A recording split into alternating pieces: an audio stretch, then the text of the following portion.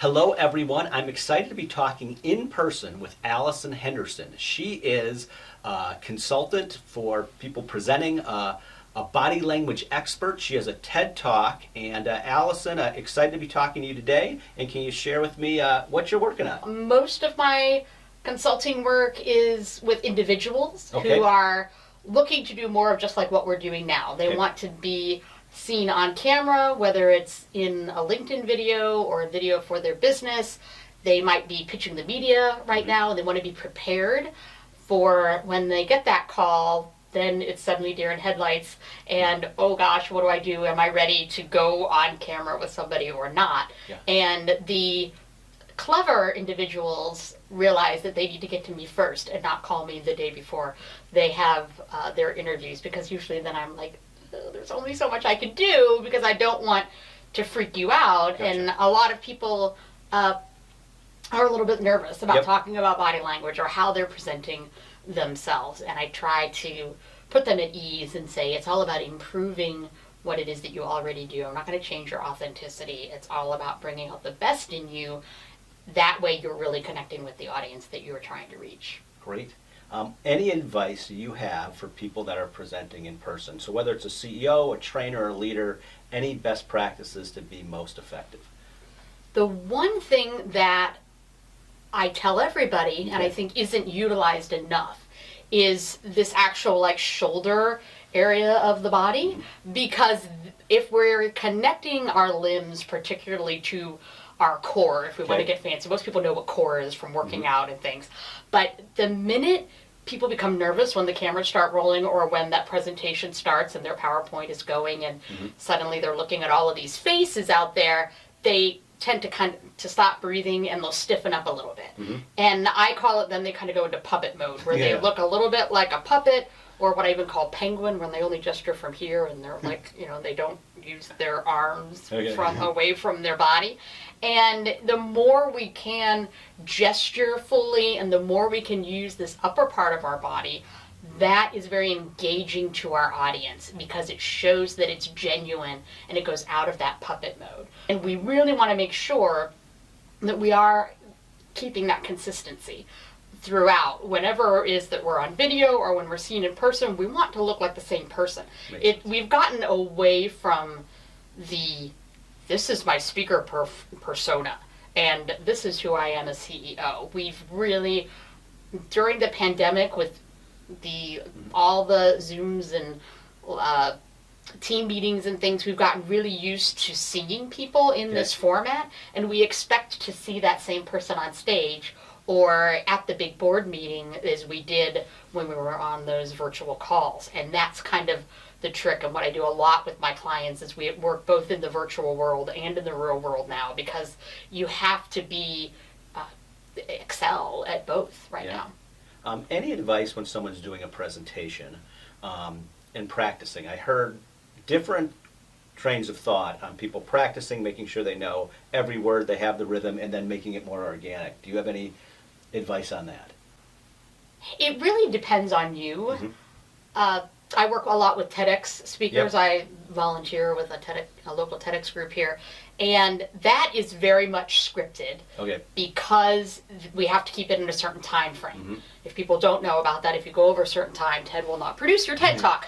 And therefore, you can't just kind of get up there and wing it, because you have no idea how much time has gone by. And it can be difficult then to take that very scripted performance and yet transform it into the authentic personality. I see. And so usually I will say to people that are really struggling with that, I'll be like, okay, you've memorized it. Now put that in the back of your mind and talk it to us. Okay. Know your bullet points. Some people are really good with off the cuff and the bullet points because they're more seasoned I see. speakers. People that for the first time are doing a talk and are really terrified, that safety net of having it memorized and knowing what to say often comes in handy for them. All right. How about, so many people, employees, are working virtually. So again, leaders, CEOs, trainers are now doing more remote. Any advice on an executive presence or being effective communicating virtually? Virtually is so tricky because you lose a lot of the hierarchy that you have in a traditional meeting. You don't necessarily look like you're the one standing with the PowerPoint, or you can't position yourself at the head of the table, or those sorts of things. As a leader, you can't control whose box is where. Everybody's box is the same. So I say it's very much equalizes everybody's hierarchy that they were used to beforehand. Virtually, you need to still maintain that you look like the boss. So for one, if you are the CEO, you need to lead by example and put your camera on. Okay, yeah. That's number one. Don't be afraid to have your camera on. And two would be the placement of your camera is really important. Oh, yeah. That it's far enough away from you that you get at least chest up. Makes sense, yeah. That you're not just a talking head. Because I say to people, you're literally invading other people's space within Zoom. It's like somebody literally is in your face when they're this close to the camera. The other thing would just be their energy level. Okay. You need to have more energy on a virtual call than you would in person because the camera is taking us from 3 dimensions into 2. Yeah. And if you don't appear excited and interested in what you're talking about, how are you going to expect the other people on the call to become interested or excited about what you're talking about? And I usually tell people, if there's 5 people on the call, pretend that you're talking to 10 or 15 people. Okay. You don't have to overdo it like you're speaking to hundreds, but just kind of double the amount of people that you would be talking to, and that will probably bump your energy just enough that you look like your real self when you're in person, and you don't look like you're tired or disgruntled. We often, on virtual calls, we tend to think that people are upset with us because that energy level is lower, and then we immediately think, what did I say? What did I do? Why is he mad at me? She's upset with the last thing that I said. And it's most of the time it's not even true. It's just in our fight or flight natural mechanisms, we tend to think dark. All right. Before we think happy thoughts, we think bad ones. Oh, that's great advice, because I have interviewed other leaders or CEOs, or I've seen people on calls where they're really low to the ground, where you can just see their head and they don't have that same executive presence. And I never thought about the energy, but to over-index, to make sure to give a little extra energy, I think that makes a lot of sense. And I would even tell your leaders to establish the expectations and the etiquette that they want during their Zoom meetings. I've talked to a lot of leaders who are upset the cameras aren't on. If it hasn't been spoken about, if there haven't been expectations set for which types of meetings need to have cameras on, which types of meetings don't, it can alleviate a lot of stress on your team. All we have to do is say what that expectation is, but so often leaders will ask, well, how do I get them to turn their cameras on? And I said, well, have you asked them?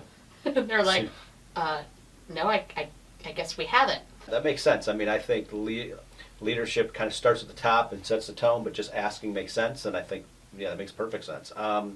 I had one other question for you. I was interested in your insights, because you are a body language expert and you read people well and you coach, and I'm sure it's very sophisticated. You work with people in multiple sessions or things like that, but any basics for people when trying to read the room? Because, for example, there are situations where I've thought somebody's really interested and they turn out they're not at all, and I misread that, or vice versa. I think, oh my God, they're not engaged at all. Next thing they know is they call me the next day and let's work together. So to read people properly, are there some basic 101 tips that you can recommend? Well, everybody has experienced that. Yes. Where they go back to the office, we've got it, boys, right? Yeah. Everybody's planning their bonuses. And this is the biggest mistake that I see, particularly when it comes to business development or sales.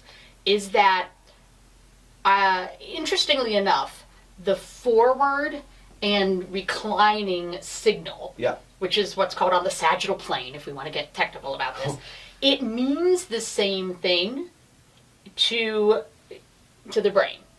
And what has been taught for decades is the whole lean in. Yeah. When they lean in, go for the sale. When they lean in, you've got them. And what I find is that people are only looking for that signal and they're sort of ignoring everything else. Okay. And or the opposite, they lean back and they're like, oh, all right, well, I might as well go pack it up because they're not interested. And what I try to remind people is that when they recline, particularly if they recline and relax, Okay. So I'm saying if you see both of those things, or there's almost a sigh of relief in a Okay. sense coming from the person that you are making a sales call with, that's a great signal. Okay. It doesn't mean, ugh, I'm done with this No, necessarily. It means, oh, you're the answer to my prayers. I have found the solution. Yeah. And if they then come back forward, then you really know that you've got them. If they show both things. Yeah. Sometimes that lean forward can actually be a signal that they want to end the meeting, but they didn't get far enough, or the salesperson on the other side jumps the gun and doesn't realize that that's actually, because you have to go forward to get up and to exit. Okay. And sometimes people, they're kind of trying to give you the signal that the meeting's over, and because they feel stuck, Yeah. and the other person takes it as, oh, we've got them, and Yeah. then you're upset or Yeah. disappointed when it doesn't come through. So I would watch for kind of the coming forward. Maybe they're coming forward and looking away from you. Yeah. Kind of the signal that, okay, we're done, or I'm looking towards the door. The same thing that people talk about with feet. If your toes are pointed towards the door, they want to leave the meeting and those kind of things.